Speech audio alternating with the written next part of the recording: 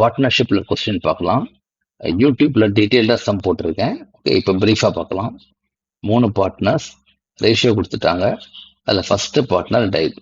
ஓகேயா, ஆனால் tight on 31st of July, அதான் முக்கியம். Balance sheet on 31st of March.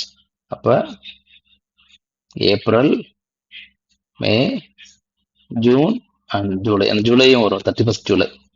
So 4 monthsக்கு என்ன உண்டோ ஷி வில் கெட். ஓகே, சரி, ஃபர்ஸ்ட் பேலன்ஸ் இன் பார்ட்னர்ஸ் கேபிட்டல் அக்கௌண்ட் அது போட்டாச்சு, 3 lakhs. Okay, salary 15,000 per quarter equal to 3 months.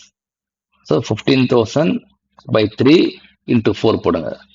என்ன 4 months இது. ஓகே, ஸோ சேலரி போட்டாச்சு. இதெல்லாம் credit side, debit of credit, working note இது. Okay, the share of goodwill basis of twice the average of past 3 years profit. So past 3 years ஓட profit வந்து 4,50,000, அதனுடைய average equal to 1,50,000 divided by 3 போட்டிங்கன்னா, so 1,50,000 into 2 into 2 by 5 போட்டிங்கன்னா 1,20,000 வரும். So goodwill போட்டாச்சு. ஓகேயா, அடுத்தது டிராயிங்ஸ் 20,000 பண்ணியிருக்காங்க. So less drawings. ஓகே, இப்போ இதுக்கப்புறம் வேற என்ன இருக்கு பாருங்க.